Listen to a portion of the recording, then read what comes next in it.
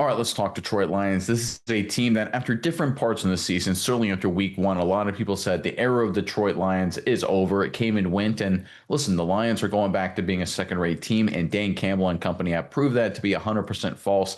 They've done an incredible job throughout this entire season, and they've recently made another bunch of incredible moves that are kind of creeping to the surface, including one that's going under the radar, but I think it speaks massively to what's going on in Detroit. We'll get into all that detail plus some interesting data as always. But first, I'm Nick, that is Andrew, and this is Saturday Morning Inspection.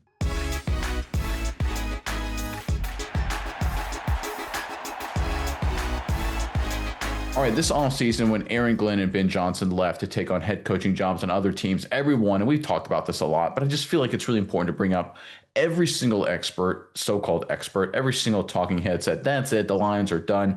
Dan Campbell, he was sort of, the figurehead. It was Johnson on offense, Glenn on defense. Those were the guys that were spearheading this Lions team into the top of the NFC. But now we're seeing the results of something far greater than obviously play calling, far greater than coordinating. It's the culture, it's the leadership of Dan Campbell. Recently, we got news highlighting exactly that. Let's pull up this report courtesy of SI.com. Detroit Lions rookie defensive end Ahmed Hassanin had the opportunity to join any NFL team. This is with his injury situation after his preseason injury resulted in the team waiving him. He remained to rehab and to watch a competitive football team. Speaking with reporters, Hassanin expressed a renewed passion, to grow as a football player and develop the team that took the chance and drafted him. Hassanin's agent, was telling me, "Oh, 31 was wanting you on the practice squad because I don't count as a player." I was like, "Man, I'm not going anywhere. I want to stay here." Talking about staying in Detroit with Detroit because these people believe in me and I'm going to give it all I got. Hassanin said, "Loyalty is a big thing for me, and man, I just want to give it the best. It's a competitive roster, and man, everybody wanting to give their best, and everybody wants to come to work happy and positive and wants to get better and wants to compete."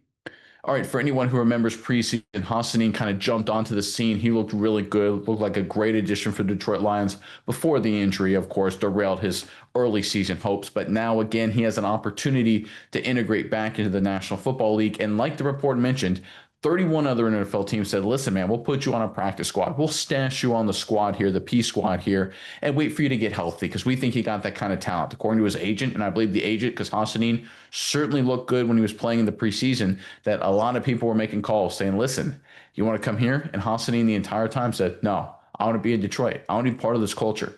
And listen, there's a lot of teams that win games. The Eagles win games. The Rams win games. The Chiefs win games. The Pittsburgh Steelers win games. The Ravens win games, right? The list goes on and on. There's a lot of teams. The Buffalo Bills win a lot of football games. So if it came down to, I just want to go to be a winner, there were, 12 other teams that Hassanin could have chose, right? In terms of, well, I just want to go there to be a part of a winner. But it's more than just being part of a winner. It's being part of a culture. It's being part of a competitive environment that breeds competitive juices in football players. And these guys, these athletes love it. Every single one of them love it. And it goes back to Dan Campbell and the incredible job he's done with the Lions. People talk about culture and people talk about establishing an environment and being a leader like the head coach has to be. And obviously that's all important. But I do think people actually undersell it a little bit. A lot of people in the media think that so much of being the head coach is, hey, listen, do you challenge the right plays? Do you go for it on fourth down when you're supposed to via some analytics handbook? And if you call the plays or don't call the plays, do you call good plays, right? That's basically what people think the head coach position basically is.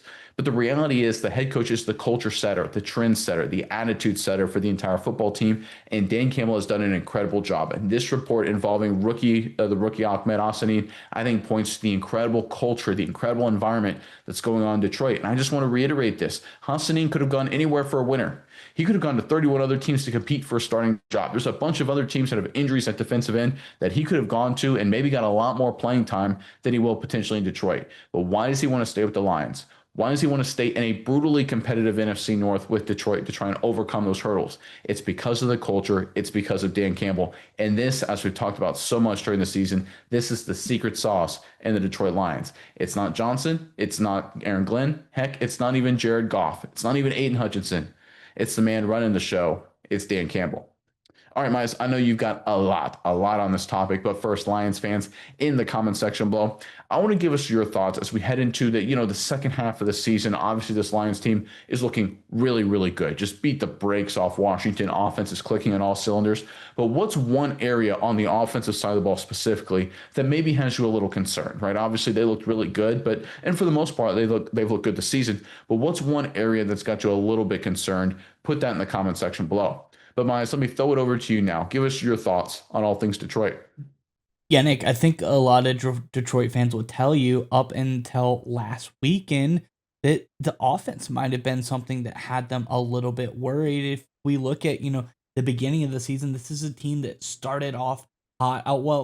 Let me pump the brakes one second. They started off with a loss to Green Bay. Then in week two, they came on really strong, especially offensively, had some really strong performances, high 80 grades overall in the offense. Then mid-season, week 4, 5 rolls around, start to drop a little bit more. They're in the mid 70s on those grades. Then a little bit later in the season, week 7, 8, 9, they start to drop even more. They're now in the 60s in their overall offensive grades per PFF. This is a team, you're like, there's an offensive skid going on. Something bad is happening.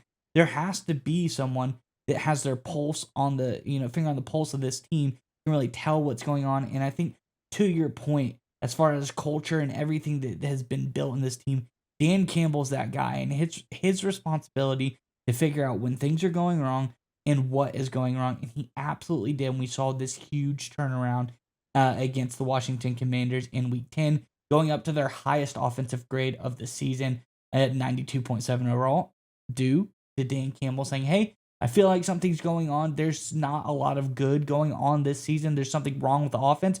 I want to take over the play calling duties and change some stuff up." So first, let's look at, we can see by the trends this season where Detroit has been falling short here a little bit. So pull up this first graph. This is the early down passing rate, the amount of early down passing teams do in 2025. And you don't have to really look through all this. All you have to do is look at the very bottom of the graph. Detroit, by a large margin, was the team that threw it the least amount of times early on in downs this season. So that's interesting here. Let's look at this next graph. This is teams that, second and long situations. How are you going to pass? What are you going to, you want to pass the ball if it's second and long, you want to get some yardage up, hopefully you get a short third down situation going on and really work from there. But we look at teams that pass on second and long, easy passing situation. Detroit Lions, bottom of the NFL. Well, there's only one other team below them, which is never want to be a team you want to be near, and that is the New York Jets. So they're at the bottom of that list this season as far as their second and long pass rates, which by all accounts are a situation you definitely want to pass. Now, I think the interesting part here, and I think if you take these two things into account and look at this next graph I'm about to pull off, you can see where Dan Campbell was seeing, why things change, and what this team was doing. So we look here. This is a early down rushing and passing offensive efficiency rate. And you see here the Detroit Lions all the way on the far right-hand side of the graph. The left-hand side of the graph, the vertical axis, shows the teams that are more efficient at rushing the ball on early downs. The far right-hand side shows teams that are more efficient at passing the ball on early downs. So Detroit Lions, the most efficient passing offense on early downs, kind of middle of the road, maybe barely above average as far as running the ball on early downs. So I think we saw this season there's a decline, things are going down. They weren't doing what they were really good at. They were really good at passing the ball on early downs, leaning on Jared Goff, leaning on some of their star receiving threats. They have Laporta, guys like Amon-Ra St. Brown, guys like Jameson Williams in the early downs and throwing the ball. Maybe Jameer Gibbs out of the backfield, give him a pass. And the offense was suffering because of it. What do? Turn things around. Dan Campbell takes over the play calling, and the offense has a major resurgence in Week 10 versus the Commanders. I'll briefly go over this. This is Jared Goff's comments after the game, kind of on his thoughts of everything and when Dan Campbell took over the offense. And he came in and he says, I think he's got a great feel for us as a team, Goff said Tuesday on 97.1 The Ticket. He knows when to pull. He knows when to push, when the time's right to take a shot, when the time's right to run the ball. He has a good feel for that. He always has. He's always been involved in it through the years. and he's had his input on everything. He's an offensive guy, so he's very aware of what we've been doing every week. And for him to have his finger on the trigger this week, I thought it was great. So clearly, Goff saying, hey, Dan Campbell knows what he's doing. He knows, when we need to do this, when we need to do that. And I think obviously you can read between the lines saying, hey, we haven't been doing that this year. We haven't been doing what is needed to be done. So I'm happy this has happened, but I think this goes back to your earlier point, Nick, as that this is a team in the Detroit Lions where Dan Campbell is at the top. He runs the show. He knows what the team needs to be doing. He knows how this offense clicks. He knows how the culture clicks. And really, this is kind of, all going back to what Hassanin has said. This is a team where players want to be because of Dan Campbell. And I think he's got a really good, idea of what this team is doing. And I think we're seeing that here after this week 10 performance, a really major shift in the offensive performance for this team. So I want to see this Detroit team, what they can do down the stretch.